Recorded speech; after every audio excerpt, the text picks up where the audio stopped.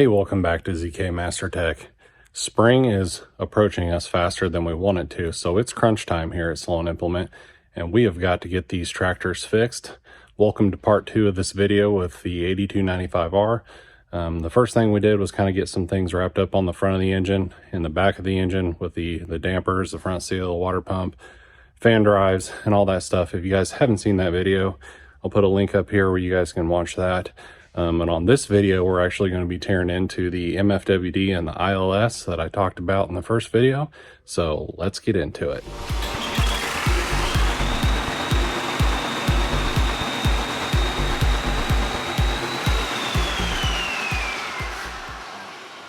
Got the hub draining, got the center cap out. You can see the bolt I got to take out for the drive shaft there. Now, while that is draining, we can get that bolt out and we can work on getting the U-joint unbolted and getting that ILS drive shaft out of there.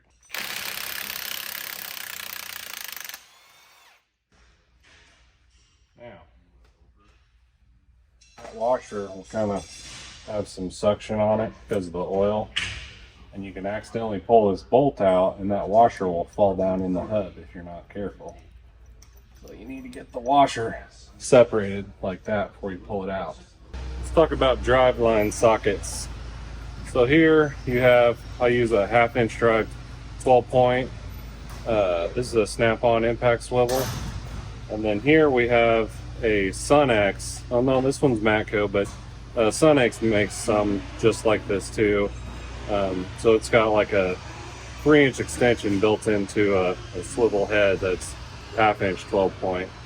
These work really good on those U-joint bolts. Let's try the Matco.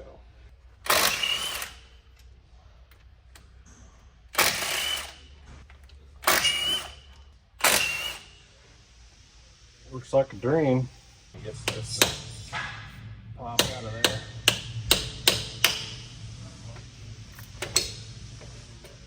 There it is.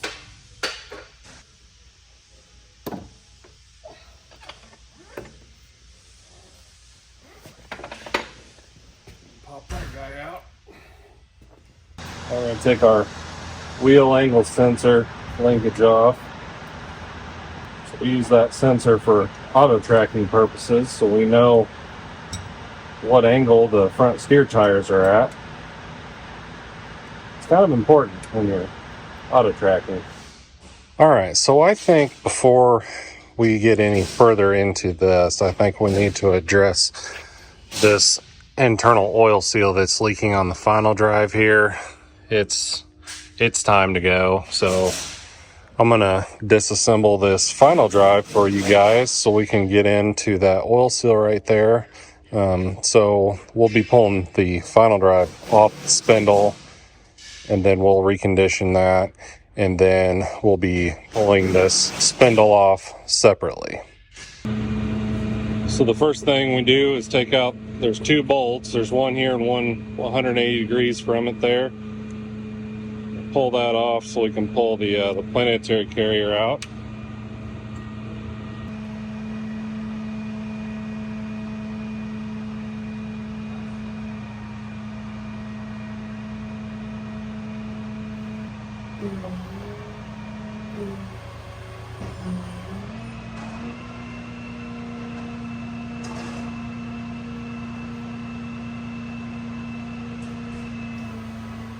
Take out that little Allen screw.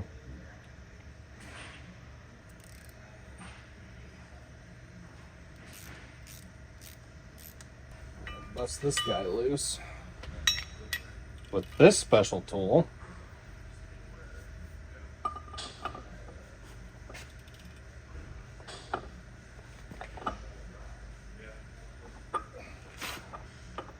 See, they're not very tight.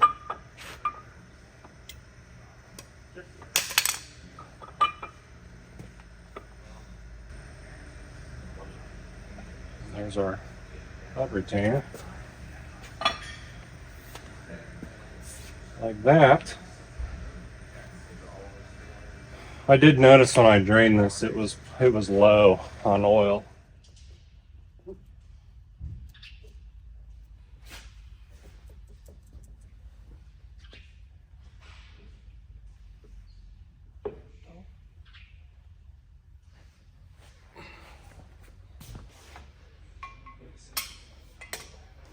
2 timing it. There we go. Nice. There you go.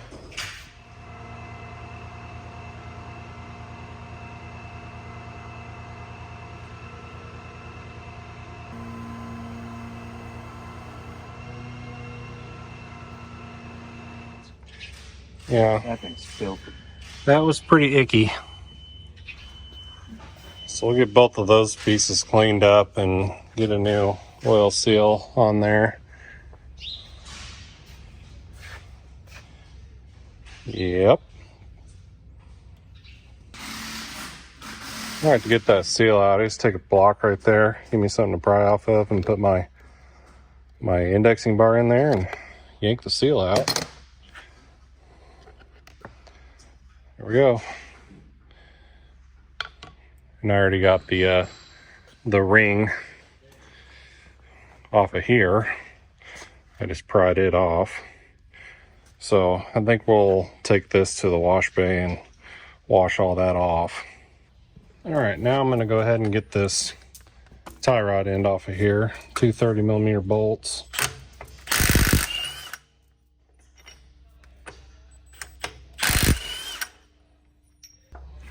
Take this special driver here because these are threaded in the bottom. Sometimes they're full of poopies. All right, M16 by 2 is the thread on that guy.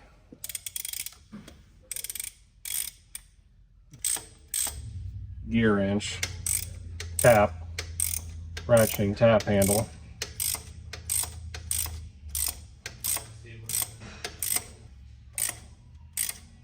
Because later we got to be able to thread an installer into there to get it to sink in. Mm-hmm. And might as well just tap them out now. That thread must not be perfectly straight to get the right angle on it in there.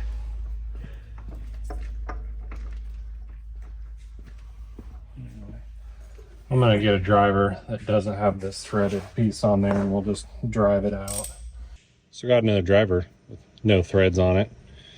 You gotta have both, okay? Sometimes the thing doesn't screw in there and it's unhappy. I don't know why. It's because that hole is just really tight. That in there, 10-pound sledge.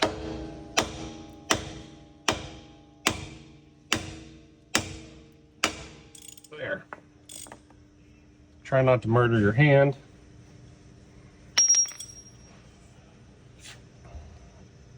All right, I'm gonna swing this. Yep. And then boom. We're gonna mark the threads on here so we know where it was. But I got a sneaking suspicion that the toe angle's off anyway, so whenever we get this thing back on her shoes and the weight's on the ground, we're gonna check the toe angle and adjust if need be. And you got 2 18s right here.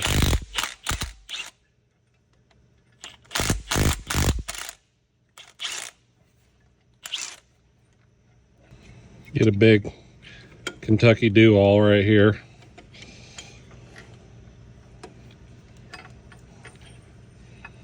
Hold that. And then the PWZ 4s.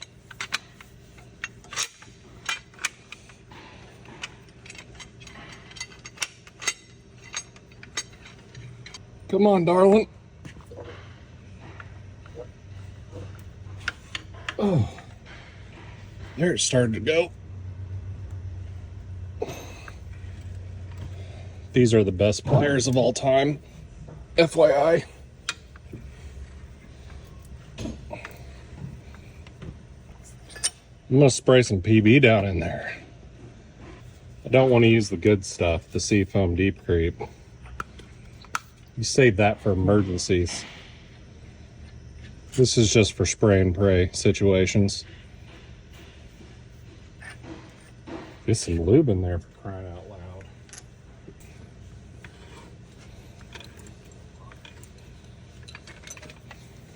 and we turn it by hand.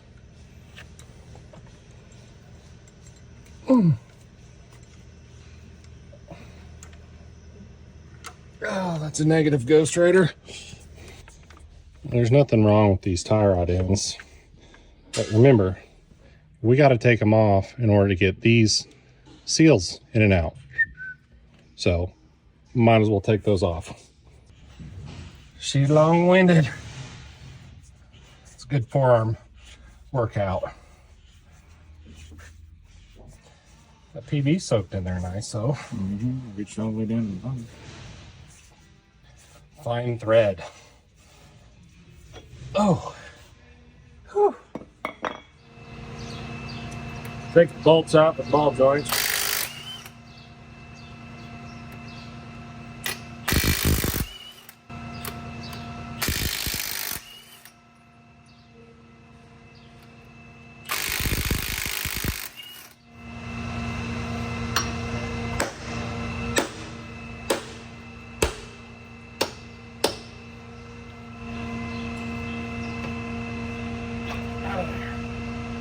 There.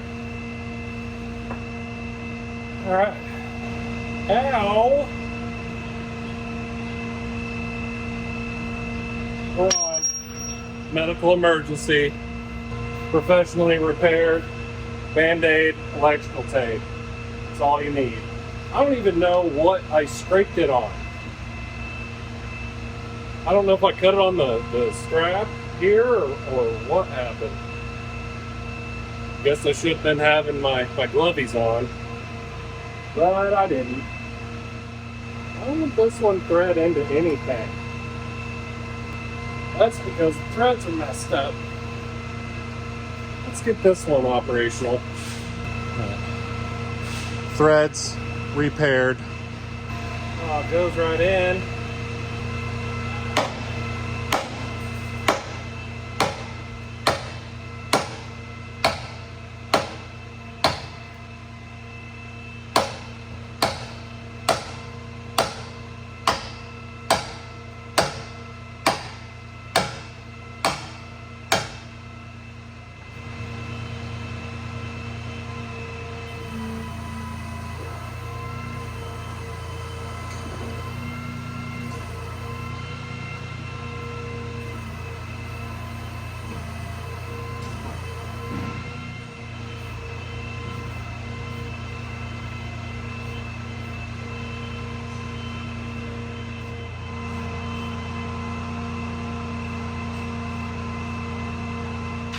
Got the ILS pressure bled off. I got this strapped up. I took the sensor off so we didn't go beyond its little limits.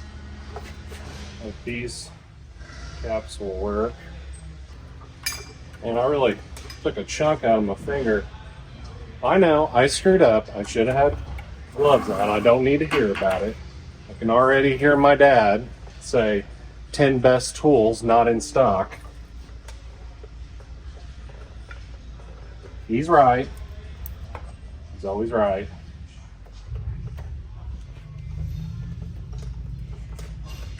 Oh, baby.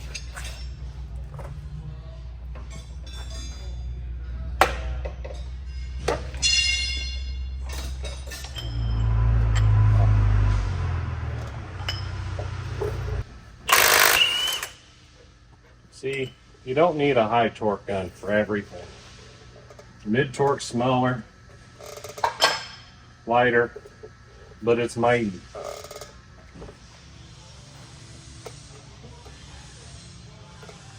There we go. Now we need to clean all this up.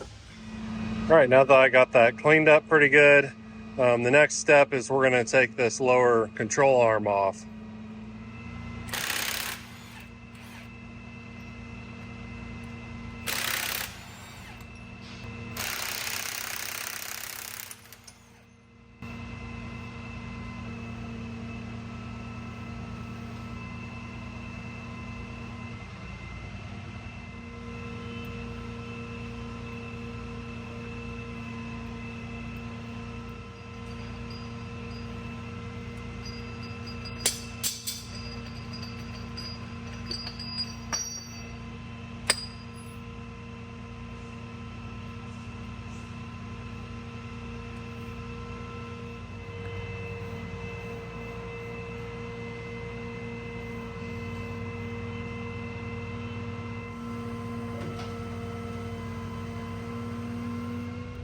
We're going to take out a couple bolts.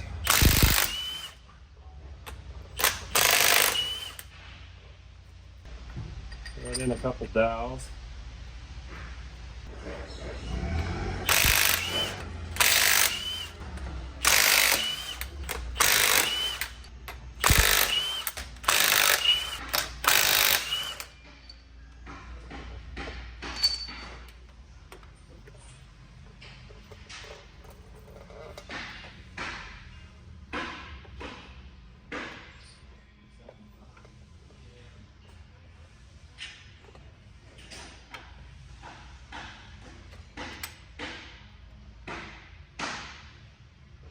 Put a couple bolts back in. There's two covers, an inner cover and outer cover.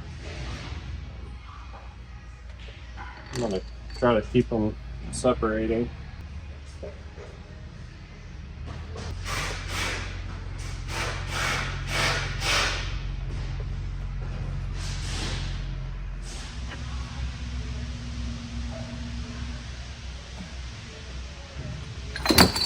Uh-oh. And that's why you lay a table right there to catch all your stuff.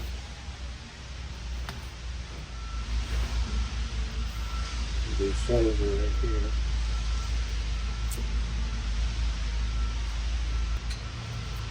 Ooh, diff lock piston.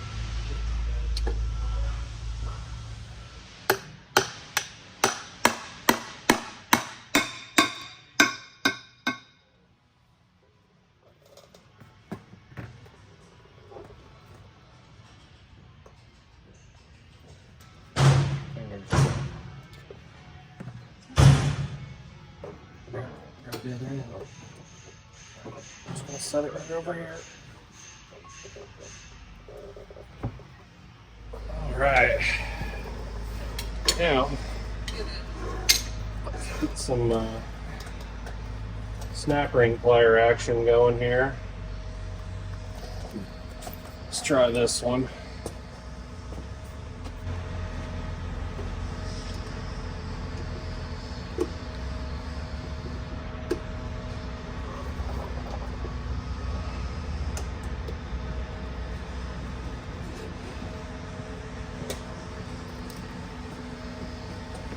Snap ring's got a little wear on it too. It's not horrible, but it does. Yeah. Washa. Give this shaft a little taparoo, Joseph. Yep. There it is. Wow. There's quite a bit of dirt that got past that seal, didn't it? Yeah, there's some snow. Yes, certainly. Cool. Well, if there's too much bearing movement in there, that's not going to allow that to seal like it's supposed to. Yeah, that was getting a lot of dirt in it.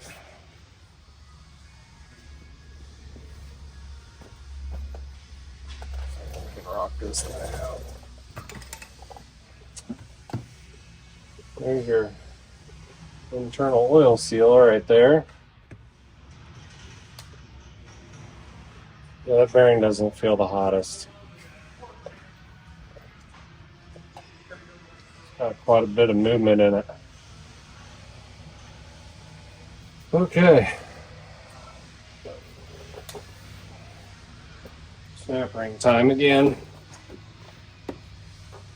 That's a big one in there. I say that was the plus size thing. That's a plus size one. I don't know. We might have to go big. Just gonna flip these around. See how those are push buttons.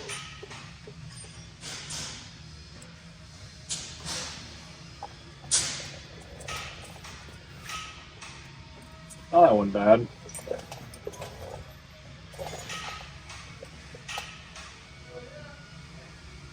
Probably gonna have to give her a tippy tap taparoo.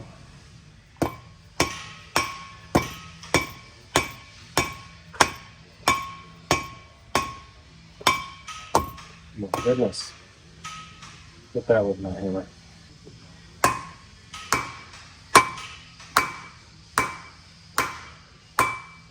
you go. We'll clean out that cavity. Here's our bearing. It's rough and got movement in it.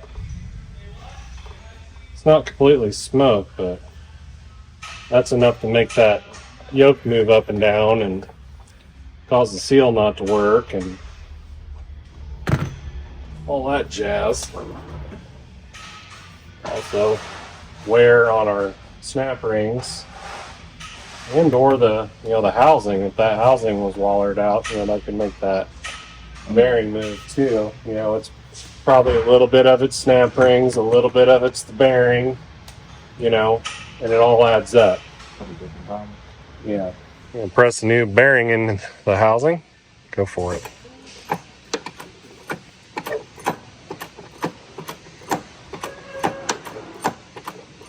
Those go in kind of hard, don't they?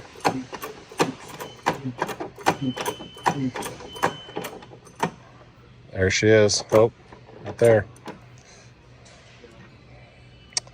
Ta-da! So we got the snap ring back in. The bearing feels great, nice and tight in there. Here's our old seal. Here is the new seal. A little beefier. I like it. So I'm going to use this seal driver. Fits that guy perfectly. Like that. And get it drove in the hole. Goes on the driver like that. Now, I've got to get this seal off and press a new one on there. Got a new seal on our drive shaft. To use the special tool and hammer and got that seated on there. Now we can stick that guy back in.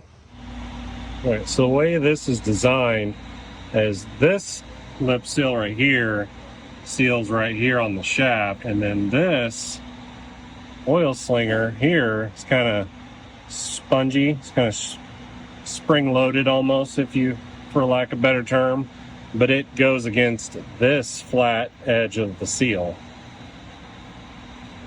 So this is supposed to keep kind of the dirt and stuff out of here, and then this oil seal seals to that. So we're going to put a new thrust washer in there and a new snap ring. See, here's our old snap ring. It's got kind of a groove in it.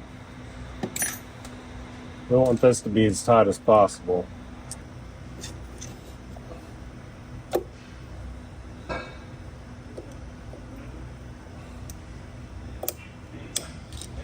There it is.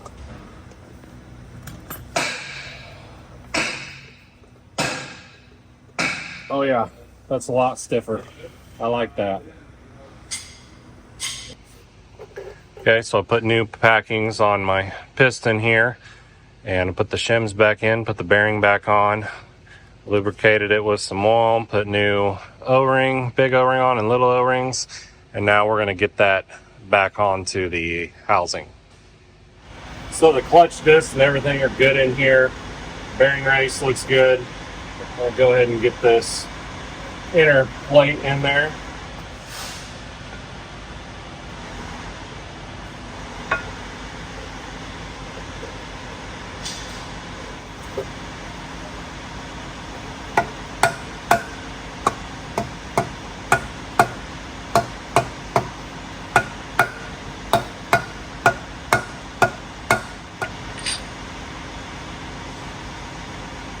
Now we can get our gasket on.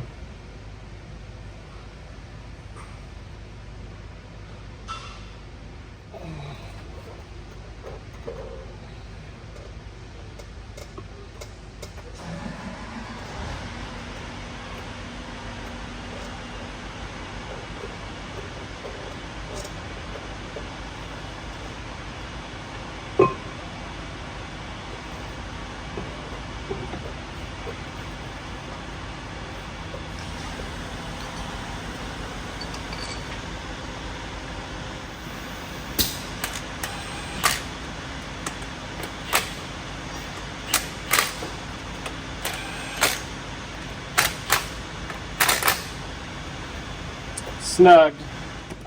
Now we're going to torque these bolts to 202 foot-pounds. Giddy up.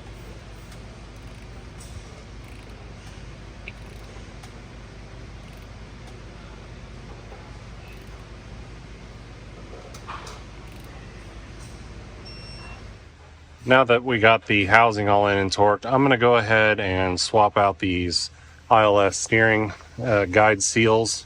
While I got all this stuff out of my way, it's just going to be easier to do that. So there's a bolt with a washer here you take out, and another bolt here, which allows you to take this out. And this is what you use to turn that nut. And on the back side of here, you have your steering stop gauge.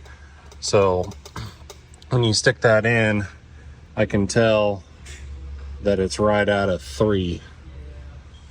So when we go back in, we're going to thread it into a 3, and that is going to be our correct steering stops.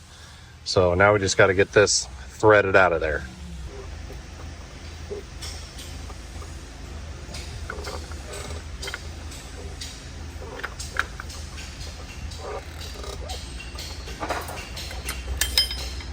It's kind of a long process. Guide pulled out.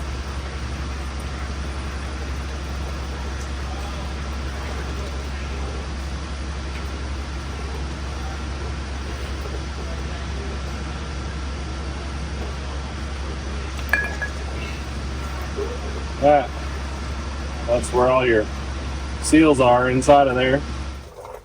Replaced all the seals and the bushing in this. It's pretty straightforward. You just replace them exactly how they are.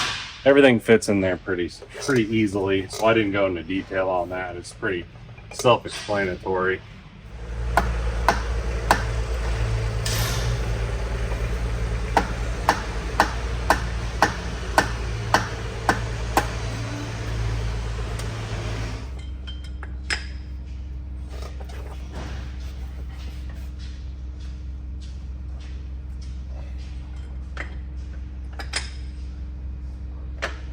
You got to kind of push and thread at the same time.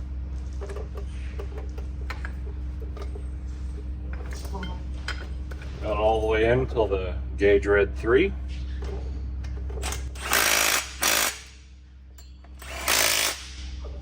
Done. I wanted to show you guys another area that gets missed a lot. When you pull this boot out and expose this inner ball joint of this tie rod end, that's supposed to be greased every 1,500 hours. There's actually there's a pull in here. Gotta find it. Oh, it's being blocked by the snap ring. All right, that hole's supposed to be centered in the gap of that snap ring, but there is a little Allen plug in there. I forget what size it is. I'll figure it out here in a second, but I got to get this snap ring turned just slightly to line up with that plug. There's a little, it's almost like a little Allen plug. You take that out and then you install one of these long grease zerks into there. If you go into parts for this inner ball joint, it actually shows this part. You don't leave this in there. You just take the plug in and out and put this in only whenever you grease it. So every 1,500 hours, you want to clean out all this chunky grease, take that plug out, install this grease zerk, and then grease it up, and then put your boot back in. So I got that snap ring turned to where I got access to that hole. This Allen is an 1/8 inch.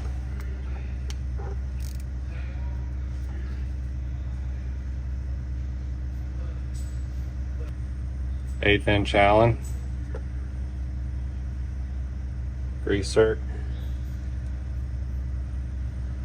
Just gonna snug it up a little bit.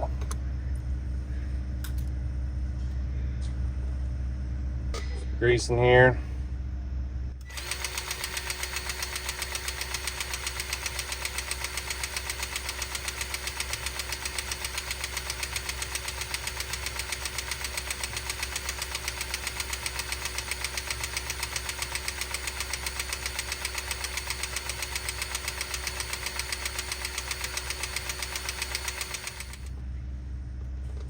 So I'm trying to purge all the old grease out of that.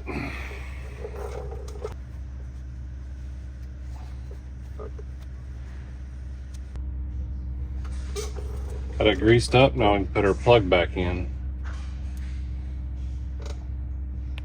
Slide our boot back on.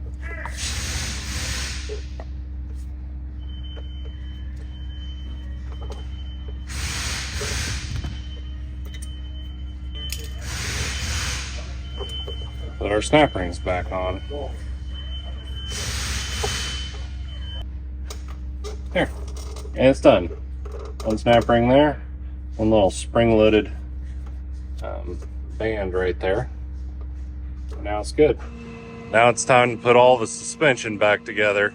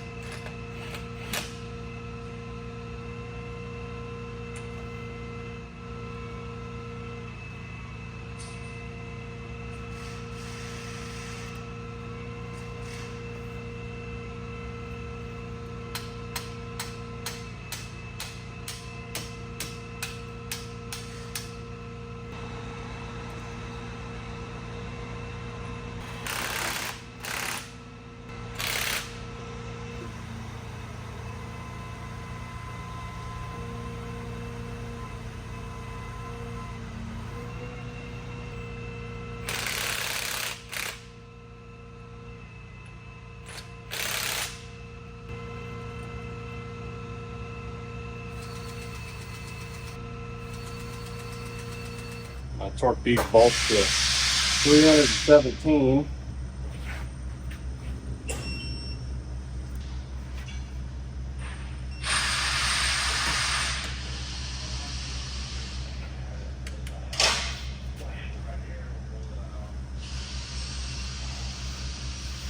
Torqued. All right, got a new seal in the back of the spindle where the ILS drive shaft rides. Notice it's the exact same part number seal that goes into the MFWD housing. So same tools press it in, pretty cool.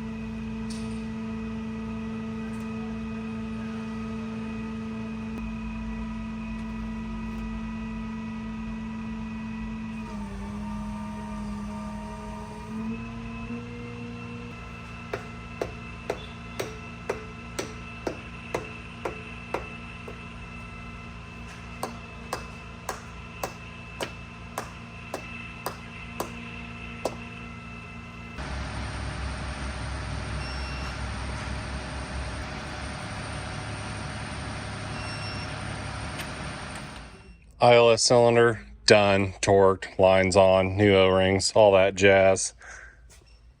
Hey, look, Joseph's back. He had an eye exam this morning. He thought that was more important than coming into work today. You're going to need to probably hold that flywheel. Hey, look, we got flywheel bolts.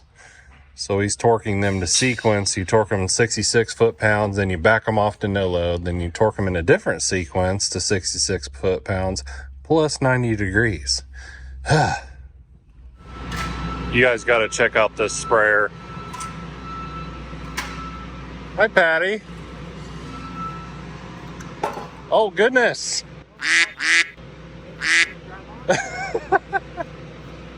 You're making a mess. Oh boy.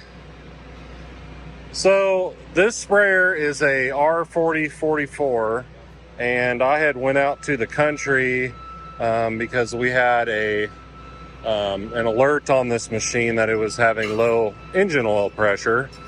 So I went out there and I checked it, and it was fine during cold startup. It was like 60, 70 psi cold startup, but whenever you warm the engine up to 180 degrees, the oil pressure would drop to like 28, 29 psi. So I had a suspicion that we had a cracked oil pickup tube in this, but Patty just found some other stuff wrong. What'd you find, Patty?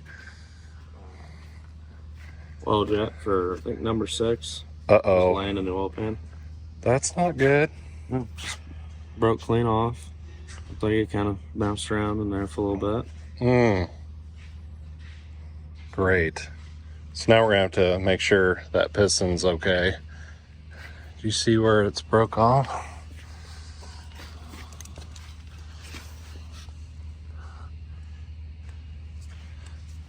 Hard to tell.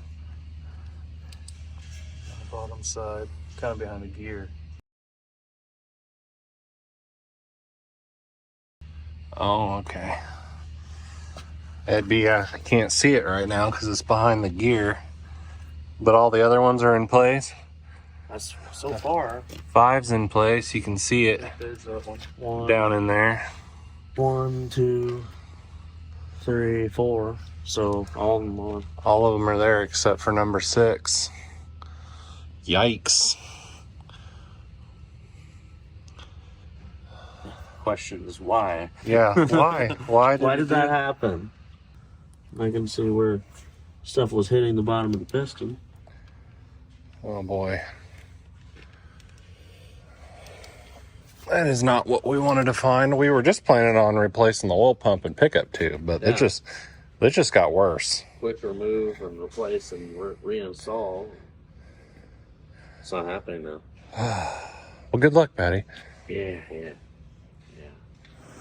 Yeah, so sometimes these oil pump tubes will crack right here along the edges, but I'm not seeing any crackage.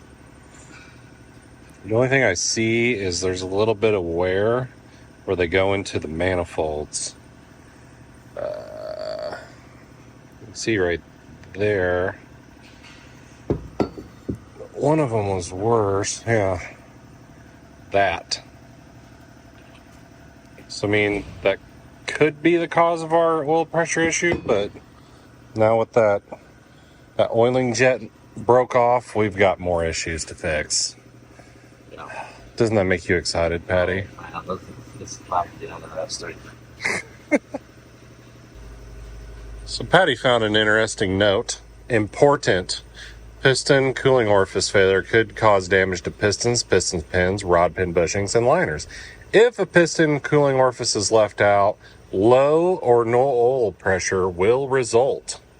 So, maybe that's our cause of our low oil pressure. Seek and destroy mission it is. Yeah. That's gonna be fun. All right, tie rod end is installed. So now that I got the suspension all back together, I'm going to start working on putting this final drive back in. Jess is doing the final touches here. He's got the hub bolting to the damper right now. Got that all in. And we'll torque all the bolts and that'll be done.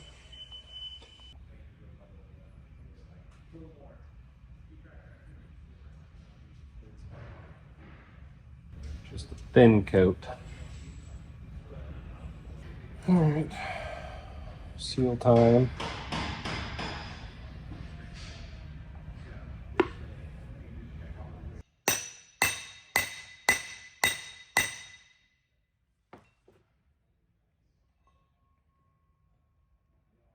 So I got that flipped around, got a new O-ring here, and I reinstalled the ring gear and bearing, and I put this plate on top here to keep this from falling out, so we can put this on all at once.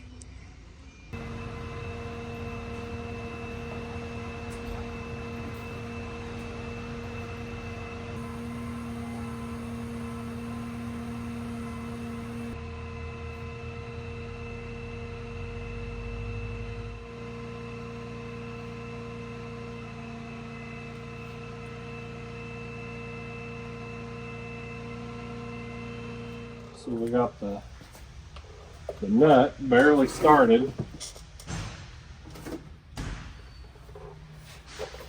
Kind of got to manhandle it a little bit to get it on far enough in order to catch the threads for that nut. So without turning it, we're going to torque this to 92.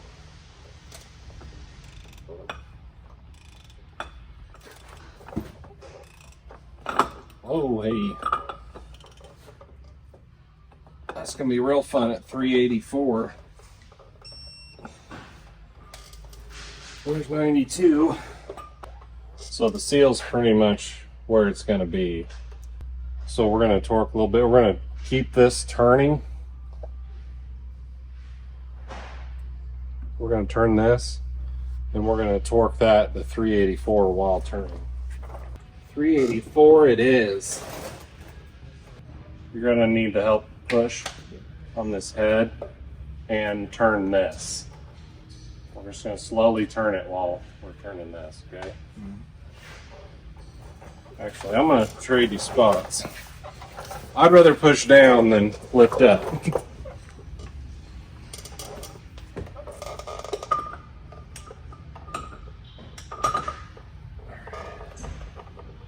Ready? Push here.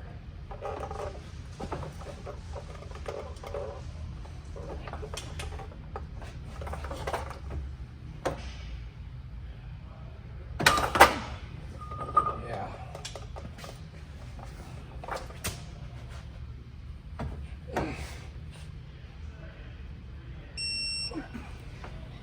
Give it a few spins. Spin that.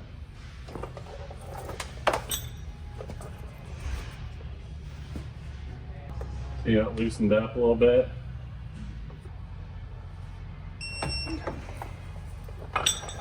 Right.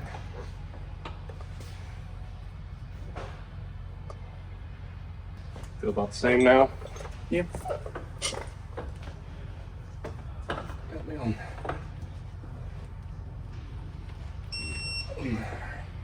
So now we're going to recheck the torque. We're going to go the opposite direction, a minimum of 6 times. Did you get 6 revs out of it? Yep.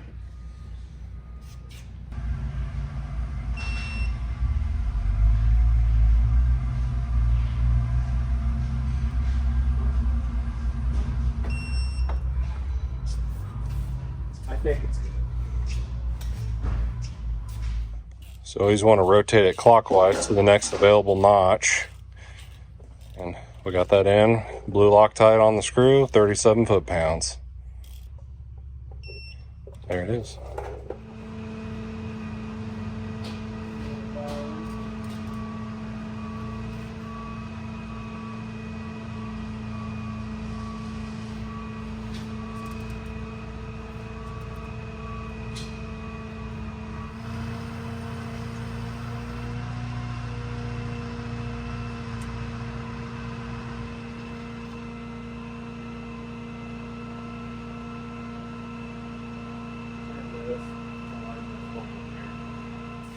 92 foot-pounds.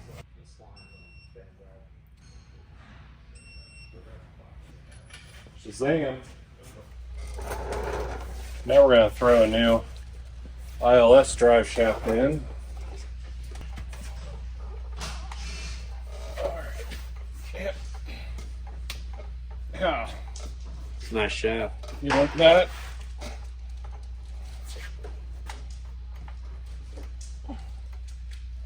Just got to get it in the hole. Well. Shouldn't be too hard to do. It's so stiff. Just keep one right after the other. I'm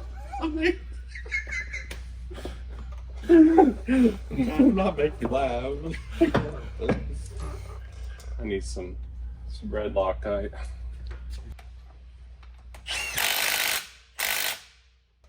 Torqued for now. Quick.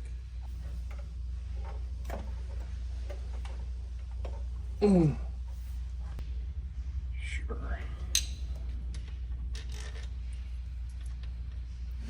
202 foot-pounds.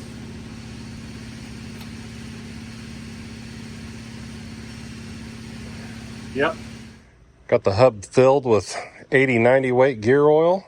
So we are ready to start putting on the wheel and spacers and all that jazz.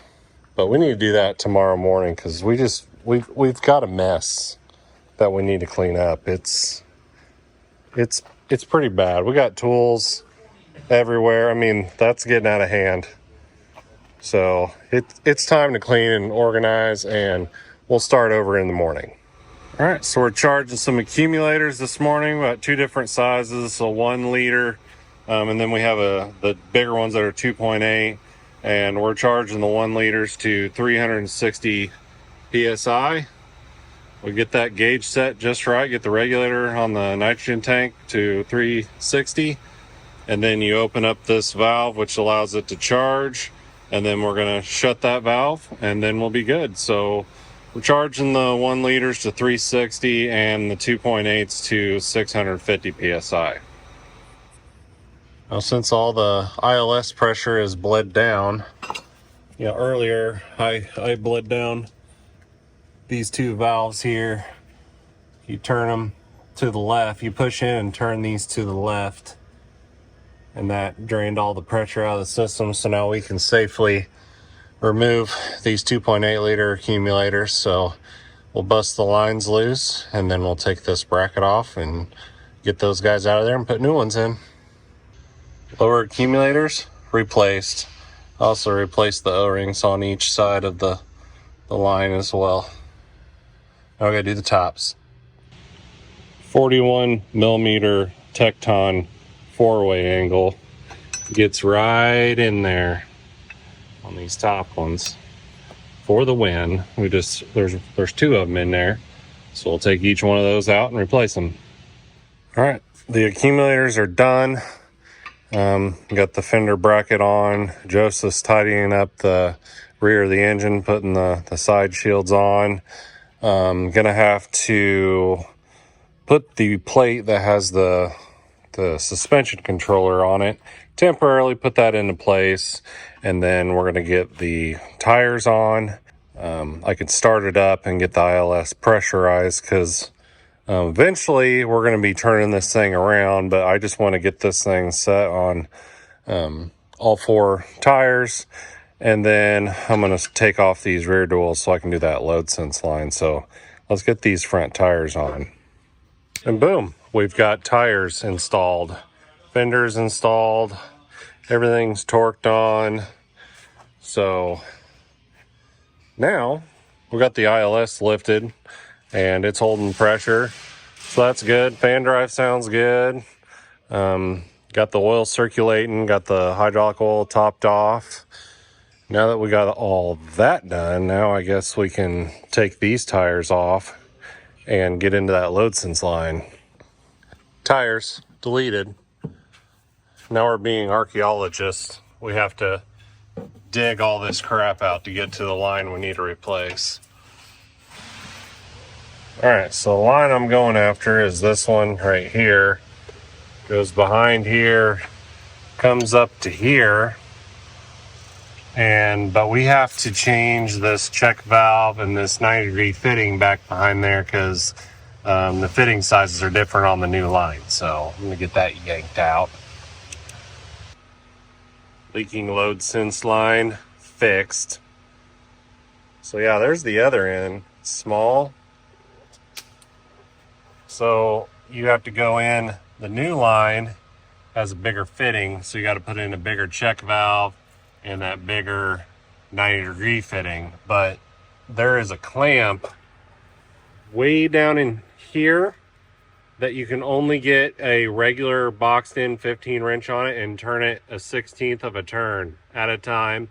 All the threads are painted, so yeah, that was a good time. And this hose is about a 1/2 inch too long, so you have to bend this line. That's why there's a bend in there in order to get it on there. And then it started rubbing this line, so I had to bend this line so it wasn't rubbing against it hard. It was a little bit more complicated than I thought. It just changed that one little line in there, but it's done. Hood wiring fixed, connector secured. All right, good morning. Had to put my glasses on. My eyes were bugging me something terrible. Anyway, we're almost done with this tractor. Right now I'm actually discharging the old accumulators. There's nothing in them. Check this out. So this is the fourth one I'm about ready to try. All three didn't have any pressure in it whatsoever. Yeah, that should be hissing like crazy. Nothing. That's why it didn't work good. All right, I got the PTO is calibrated successfully. No codes or anything, no leaks. We did have to top off the coolant a little bit. Got the hydraulic oil topped off. Now I'm going to take this thing outside and let it run for a while, and we're gonna get this floor cleaned up.